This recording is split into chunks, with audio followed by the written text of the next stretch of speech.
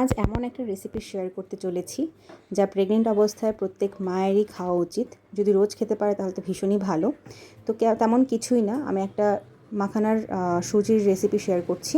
তো আমি এখানে নিয়ে নিয়েছি কড়াইয়ের মধ্যে বেশি করে ঘি। মাখানাটা নাকি ঘিয়ে ভাজলে খুব ভালো একটা গন্ধ আসে এবং এটাকে ঘি নাকি ভাজতে হয়। তো আমি এখানে নিয়ে নিয়েছি 1 বাটির মতন মাখানা এবং এটাকে ঘিতে ভালো করে রোস্ট করে নিচ্ছি। এরকম ব্রাউন কালার যখন হয়ে যাবে তখন এটাকে নামিয়ে নেব। এরপর আমরা যেভাবে সুজি বানাই সেভাবেই সুজি বানাবো। তো আমি আর স্টেপ বাই স্টেপ রেসিপি বলছি না, আমি এখন তোমাদের বলবো যে কেন আমাদের মাখানাটা খেতে হবে। মাখানায় প্রচুর পরিমাণে calcium, phosphorus, iron, magnesium, vitamin B complex, potassium, amino acid আর অ্যান্টিঅক্সিডেন্ট থাকে। গর্ভাবস্থায় মাখানা খেলে এটি অনিদ্রা দূর করতে সাহায্য করে, ডায়রিয়া প্রতিরোধ করে, রক্তচাপ নিয়ন্ত্রণে রাখে, বেদনাদায়ক মাড়ি উপশমে সাহায্য করে, তারপর ওজন নিয়ন্ত্রণে রাখে, ব্লাড সুগার নিয়ন্ত্রণ করে, হজমে সাহায্য করে আর ভ্রূণের বিকাশে সাহায্য করে। আবার এটি বেশি খাওয়া ঠিক না, বেশি খেলে পেট ফাঁপা, কোষ্ঠকাঠিন্য এবং ফোলাভাব হতে পারে। আমরা অনেকেই জানি না যে মাখনায় কাদের কাদের অ্যালার্জি আছে।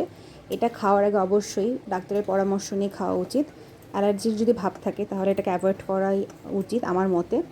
তো শুধু ভিডিও দেখেই যে আমরা এই একটা খাবারের প্রতি ঝুঁকে যাব তা না, একটা খাবার খাওয়ার আগে অবশ্যই যাচাই বাছাই করে আমাদের খাওয়াটা উচিত।